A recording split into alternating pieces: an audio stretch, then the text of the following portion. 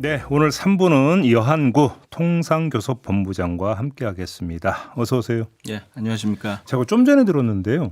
아직도 임명장을 못 받으셨다고 들었어요. 맞습니까? 예, 내일 받기로 돼 있습니다. 아니 왜 못 받으셨어요 지금까지?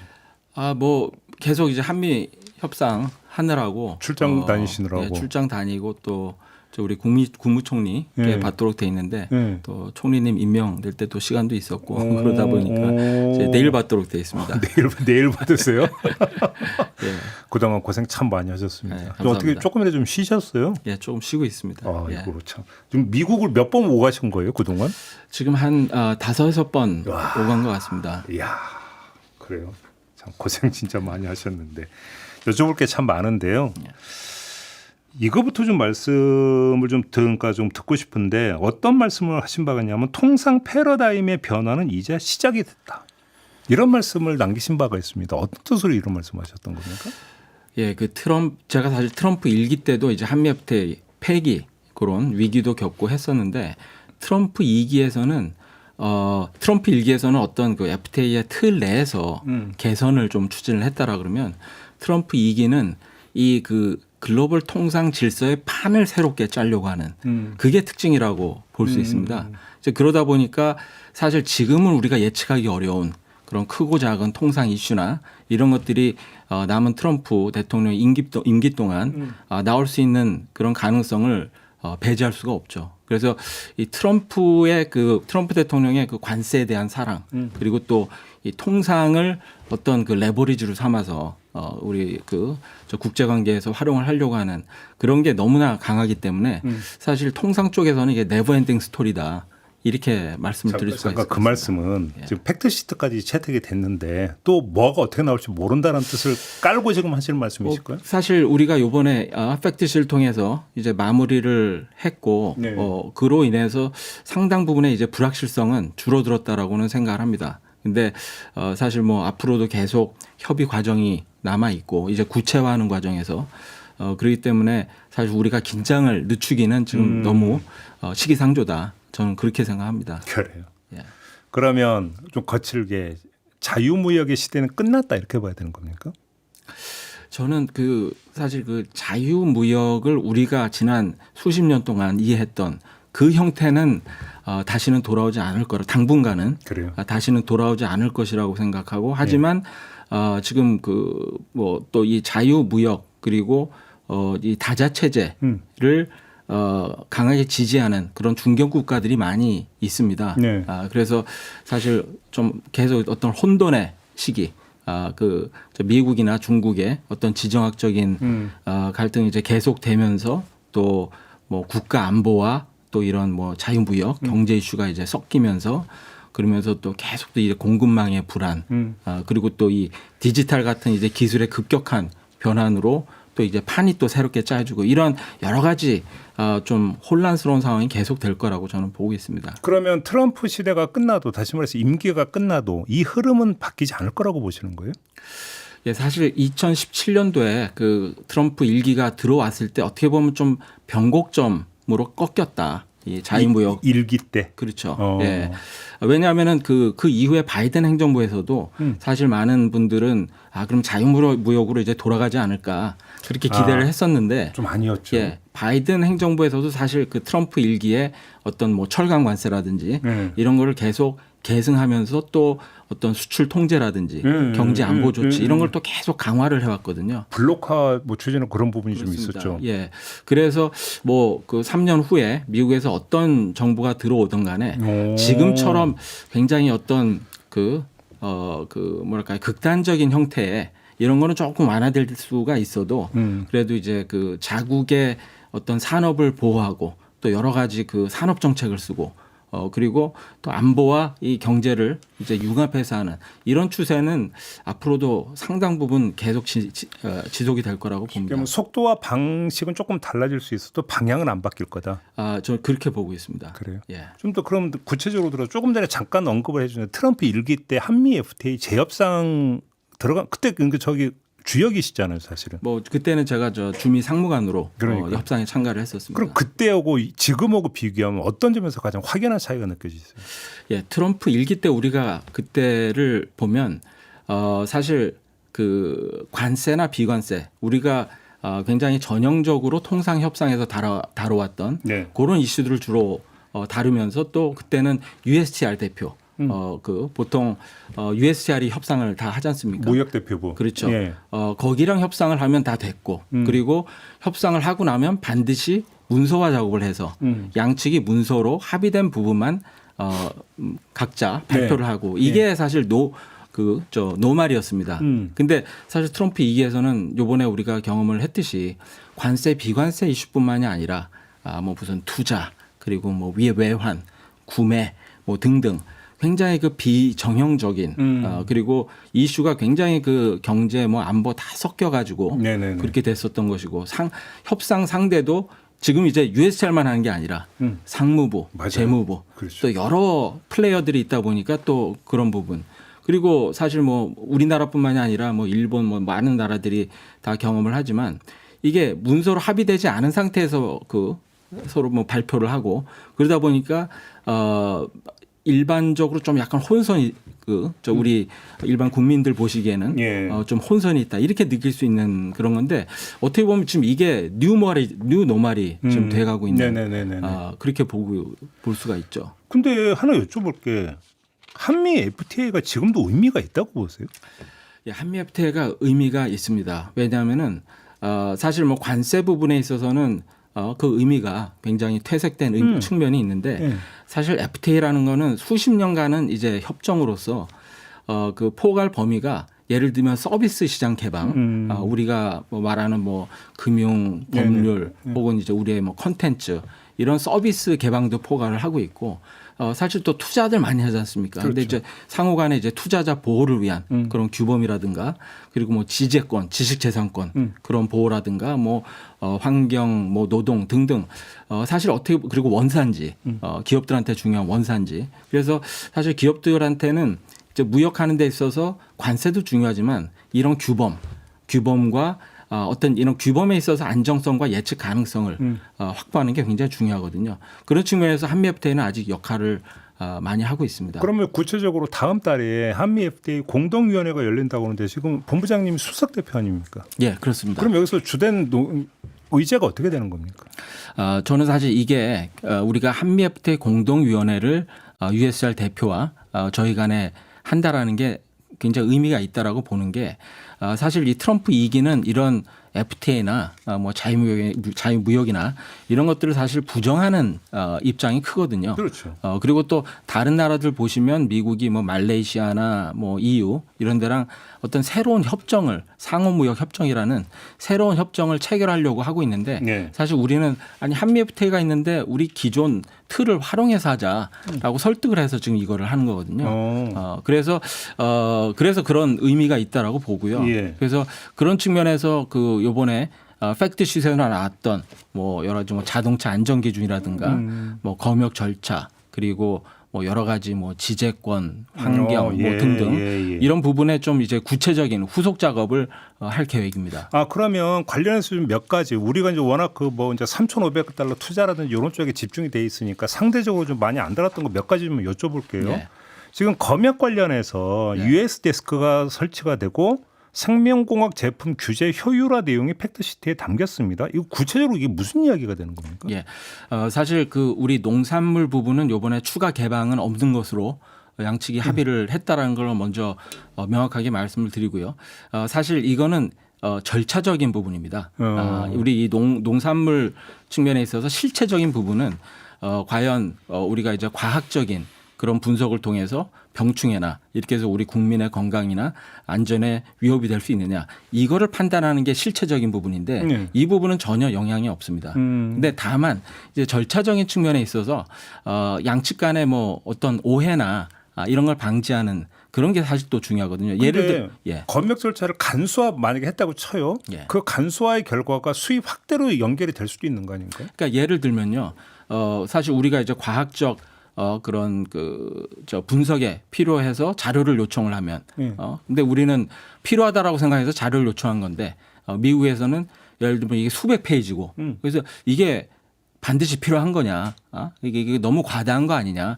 뭐 이런 식으로 그 동안은 어떤 그 오해나 예. 어떤 소통 부재가 있었던 측면이 있습니다. 예. 그래서 그런 부분을 좀 합리화하는 그런 측면에서 이제 절차적으로 이런 US 데스크를 만들어서 이제 소통을 강화하고 협력을 강화한다 이런 측면인 거죠.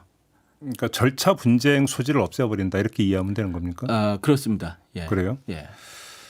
또 이 망 사용료 및 온라인 플랫폼 규제와 관련해 미국 기업을 차별하지 않는다라는 내용이 팩트시트에 담겼습니다. 예.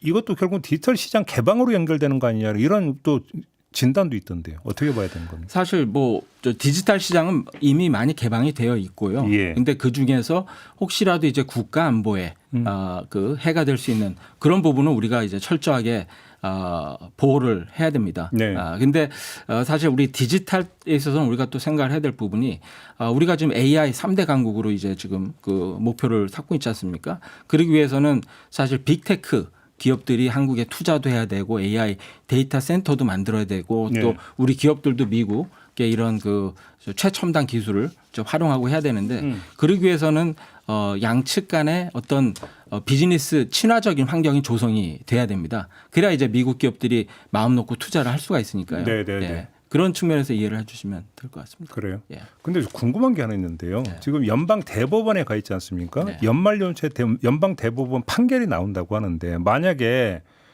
관세 무효화 만약에 판결이 나온다고 되면 그다음에 어떻게 되는 겁니까? 상황이? 예.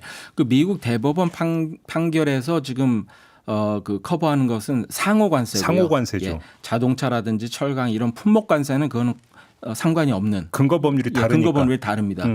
그게 첫 번째고 사실 미국은 여러 가지 법적으로 수단을 가지고 있습니다. 만약에 이런 저 아이파라고 하는 국제경제 뭐 긴급법, 그 근거 법안이 저 위헌 소지를 위헌 판결이 나더라도 예를 들면 뭐 232조 국가 안보를 국가 안보를 근거로 한 그런 법안이라든지 뭐 301조라든지 338조라든지 네. 다양한 수단이 있기 때문에 그 과정은 조금 복잡해 보일 수 있어도 결국 트럼프 행정부가 달성하고자 하는 그 관세 부분의 목표는 달성할 수 있으리라고 저는 생각합니다. 근데 예를 들어서 그러면 최종적으로 그렇게 된다고 치더라도 근거 법률을 적용하는 또 미국 내 절차라는 게 있을 거 아닙니까? 예. 그러면 상호관세 부과한 것을 일단 철회를 해야 되는 거잖아요. 그렇죠. 형식상으로는. 예, 예. 그러면 관세 부분에 있어서는 유예 기간이 발생하는 거 아닙니까? 그 다소간의 저 유효 기간은 발생할 수가 있죠. 예. 하지만 이제 또 행정부 의회를 거치지 않고 행정부 내에서 그런 대체 툴을 다시 도입을 할 수가 시간이 있기 오래 때문에 안 걸린다? 네, 시간이 많이 걸리지는 않고 그래서 사실 그 우리 기업들한테 가장 중요한 거는 예측 가능성이지 않습니까? 그렇죠. 네, 그래서 사실 이런 미국의 어떤 법적인 굉장히 혼란스러운 그런 거를 기다리는 것보다는 우리가 이렇게 선제적으로 좀 안정적인 그 환경을 만드는 게 중요하다 그렇게 봅니다. 그러면 이제 예를 들어서 연방 대법원 판결에 따라서 발생할 수 있는 상황 시나리오를 다 짜고 대응 계획도 이미 다 마련이 되어 있다고 봐도 되는 거죠. 그렇습니다. 다양한 시나리오별로 저희가 뭐 한국 그리고 또 미국의 그 법률 전문가들 예. 뭐 다 팀을 이뤄 가지고 뭐 예. 여러 가지 시나리오는 다 우리가 준비를 하고 있습니다. 아무튼 검토를 해본 결과 연방 대법원에서 트럼프 패소 판결이 난다 하더라도 트럼프가 다른 법률 내세워 가지고 상호관세 부과하는 건 그렇게 오래 안 걸릴 거다. 예, 그렇습니다. 그렇게 보고 있습니다. 그렇게 보는 예, 거고요. 예. 또 한 가지는 지금 국내 이제 처리 절차인데 야권에서는 지금 비준이 필요하다고 이야기를 하고 있고 여권에서는 이제 특별법 입법으로 가면 된다고 이야기를 하고 있는데 일단 특별법에 어떤 내용이 어떻게 담기는 겁니까? 예, 그 특별법은 사실 MOU에 담겨 있는 그런 투자 할 때 어떤 투자를 우리가 선정하고 하는 데 있어서 우리 내부의 어떤 거버넌스 그리고 또 이제 필요한 어떤 그 조직이라든가 예. 이런 부분들을 이제 특별법을 통해서 근거를 마련을 하는 거고요. 사실 MOU는 아주 명시적으로 이거는 법적 구속력이 없다라고 그렇게 해놨습니다. 하지만 이런 특별법 제정 과정에서 국회에는 저희가 소상하게 보고 드리고 협의 드리고 그리고 앞으로 투자하는 프로젝트 요청이 와서 투자하는 과정에서도 국회와는 긴밀하게 보고드리고 할 계획인데 사실 미국도 정치 환경이 굉장히 그 유동적이고 불확실합니다.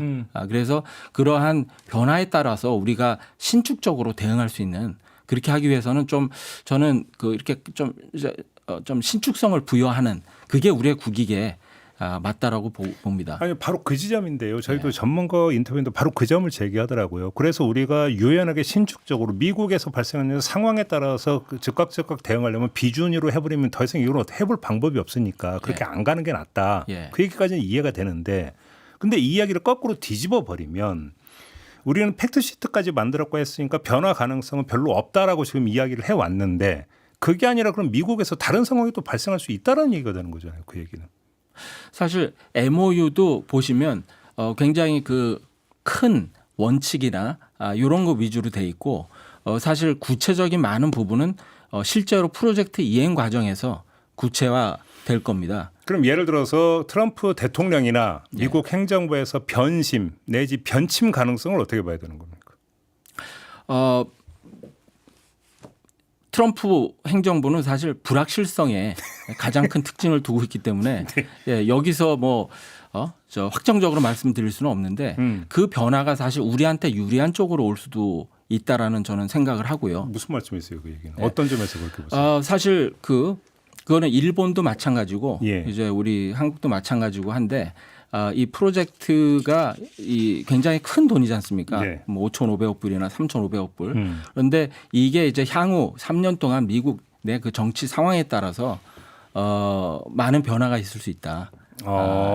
이런 또 생각을 하고 있습니다. 자, 그러면 국내에서는 약간의 희망회로지만 예를 들어서 내년 중간 선거에서 트럼프가 패배하면 예를 들어서 그러니까 트럼프 행정부의 추진력이 떨어져 가지고 여지가 더 생길 거다. 이런 식으로 이제 보는 시각이 있어요. 근데 사실 이 일련의 협상 과정에서 거의 국내에서 조명이 안 된 게 민주당의 그럼 스탠스는 뭐냐라는 것은 거의 조명이 안 됐거든요. 어떻게 파악하고 계세요? 뭐 제가 이제 뭐 정부에서 계속 협상을 해야 되는 입장에서 미국의 정치 상황에 대해서 직접적으로 코멘트하는 거는 좀 쉽지는 않은데 사실 우리 그 전문가분들은 그런 또 가능성도 많이 말씀을 하고 계시고 그리고 또 뭐 미국 의회와 행정부의 관계 그리고 또 선거의 결과 그리고 또 이 3년 후에 또 아니요 저는 정치 상황을 여쭤보는 게 아니라 그 한미 간의 통상 협상 그 내용들이 있잖아요. 내지 팩트시트에 채택된 내용에 대해서 미 민주당에서 어떻게 평가하는지가 궁금해서 여쭤본 거예요. 사실 민주당에서는 아주 강한 입장을 내놓지는 않은 걸로 저도 기억을 하고 있습니다. 별로 입장 보니까 접한 바가 없거든요. 그럼 예를 들어서 만약에 이제 미국 안에서 정치 지형이 바뀌어서 민주당이 태클을 건다고 해서 이게 태클이 걸릴 수 있는 거냐 내지 민주당이 태클을 걸 의사가 있는 거냐 이것도 지금 확인이 안 된 거잖아요 사실은. 그 부분은 뭐 그렇습니다. 그렇죠. 그러니까 트럼프 행정부 안에서 자체적으로 뭔가 조정되는 부분보다는 외부의 정책 힘에 의해서 조정당하는 측면도 우리가 같이 봐야 되기 때문에 지금 질문을 드린 건데 민주당도 사실은 바이든 행정부 때의 어떤 그 통상 대하는 태도나 이런 걸 보면 뭐가 그렇게 크게 다를 수 있을까라는 또 퀘스천 마크가 찍히기 때문에 뭐 여쭤봤던 거예요. 뭐 우리가 예단할 수는 없고요. 하여튼 모든 가능성이 다 열려 있다. 그렇게 봐야 될 것 같습니다. 그런데 아무튼 그러면 대미 협상이나 이후에도 계속될 어떤 협상이나 이런 것들을 놓고 볼 때는 비준보다는 특별법으로 가는 게 맞다. 그렇습니다. 특별법을 통해서 어떤 그 실체적인 부분은 국회와 충분히 보고드리고 협의가 되고 있고 될 예정이고 그리고 사실 MOU라는 건 어떻게 보면 어떤 형식 문제고 이제 비준 그것도 어떤 법적인 형식 문제인데 앞으로 그 미국 내의 어떤 정치 경제적 상황이나 여러 가지 불확실성 가능성을 고려를 할 때 우리 스스로를 너무 좀 이렇게 비경직적으로 올가매는 그런 부분은 저는 오히려 우리가 할 수 있는 공간을 좀 제약하는 측면이 있을 거라고 그러면 봅니다. 조금 전에 말씀하신 예를 들어 그러니까 최대치 연 200억 달러 투자 부분을 잠깐 언급을 주셨잖아요. 거기서 이게 해서 미국 내에서 예를 들어서 A라고 하는 사업에 투자를 하기 위해서 한국에서 돈을 200억 달러를 가져오겠다는데 그게 미국에서 논란이 벌어지고 그러면서 사업 추진에 제동이 걸리거나 속도가 늦어지거나 이런 상황을 염두에 두고 좀 하시는 말씀일까요? 뭐 모든 가능성이 다 열려 있는 거죠. 그리고 사실 한꺼번에 이렇게 200억 불이 투자되기는 쉽지 않고요. 여러 프로젝트 더 작은 그런 프로젝트로 쪼개 가지고 그렇게 진행이 될 것으로 보여지고 또 프로젝트 시작한다고 해서 모든 그런 프로젝트 자금을 한꺼번에 주는 게 아니라 소위 말하는 이제 기성고 마일스톤에 따라서 프로젝트의 진전도 진척 상황에 따라서 조금씩 이렇게 주도록 그렇게 돼 있고 또 200억 불도 만약에 한국에서 이제 외환 시장에 좀 불안 요소가 나타나면 그것도 이제 좀 수정할 수 있는 그런 여지를 남겨뒀고 여러 가지 신축성을 지금 우리가 부여해 놨습니다. 근데 그 200억 달러의 투자의 법적 주체가 어떻게 되는 거예요? 200억 달러 투자의 주체는 그거는 이제 미국 정부가 될 수가 있고 아니 우리나라에서 예. 우리나라에서 200억 달러 송금을 해줘야 될 거 아닙니까? 예. 그러면 그러니까 그 책임 주체가 누가 어디가 되는 그러니까 거예요? 그게 이제 지금 특별법에서 만드는 특별법에 그 규정을 두는 겁니까? 특별법에 제가 아까 말씀드린 거버넌스 그 거버넌스 새로 생기는 그 거버넌스에서 이제 주체가 될 수가 있습니다. 그러면 예를 들어서 특별법에서 어떤 그러면 대미 투자 공사 같은 이런 게 만들어질 수도 있는 겁니까? 그럼 예를 들어서 그런 가능성도 지금 협의 중에 있습니다. 아 그렇습니까? 예. 하나 더 궁금한 게 상호 관세 말고 품목별 관세 있잖아요. 예. 그래서 지금 자동차는 15%로 간다라고까지 알고 있는데 다른 품목은 어떻게 되는 겁니까? 일찍 논의가 된 게 없습니까?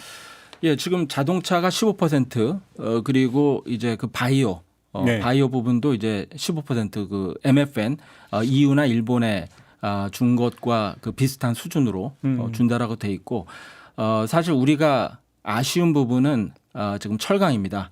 그러니까요. 철강은 지금 50%고 우리 그 철강 업체와 그 여러 협력 업체가 굉장히 큰 어려움을 겪고 있고 우리가 사실 초기부터 굉장히 강하게 요청을 했습니다만 이 부분에 있어서는 미국도 굉장히 단호했습니다. 완강합니까? 예, 왜냐하면은 트럼프 일기에서 철강 관세를 부과를 했었지만 그때는 많은 예외를 줬거든요. 그러다 보니까 이게 그 배보다 배꼽이 더 커져서 유명무실해졌다. 이런 인식이 지금 강하게 트럼프 대통령이나 있습니다. 예. 그래서 이거 힘들 것 같다. 하나만 더. 하지만 우리는 이제 협상이 끝났다고 생각하지 않고요. 앞으로도 계속 다양한 계기를 통해서 계속 제기를 할 계획입니다. 반도체 있잖아요. 예. 반도체는 대만하고 연동해서 지금 얘기가 된 거잖아요. 예. 근데 이론적인 얘기지만 갑자기 제3국이나 제3업체가 튀어나와 가지고 훨씬 유리한 만약에 품목별 관세의 혜택을 받는다. 그럼 우리한테 불리하잖아요. 이런 사실 문제 제기도 좀 있던데요. 사실 반도체 산업이라는 게 뭐 1년 사이에 이 구도가 확 바뀌는 그런 산업은 아니지 않습니까? 그래서 사실 반도체에 있어서는 우리의 그 가장 비슷하고 가장 큰 경쟁 상대는 이제 대만이라고 볼 수가 있고요. 그래서 대만과 그 유사한 그런 대우를 한다라고 지금 돼 있고, 근데 사실 대만도 지금 협상 중에 있습니다. 미국과. 네. 그래서 사실 뭐 한국과 대만이 어떻게 좀 뭐랄까 협력을 통해서 가장 좀 유리한 그런 대우를 받을 수 있는 여지는 아직도 열려 있다라고 봅니다. 요즘 흔히 말로 흔히한 갑툭튀 업체라든지 나라가 나올 가능성은 별로 없다. 그건 제가 잘 무슨 말씀인지 잘 갑자기 툭 튀어나오는 예. 업체나 나라는 걱정 안 해도 된다. 이런 거죠? 예. 죄송합니다. 생경한 단어를 써서 죄송합니다. 오늘 이야기는 좀 이렇게 마무리해야 될 것 같습니다. 고맙습니다, 본부장님. 감사합니다. 네, 여한고 통상교섭본부장과 함께했습니다.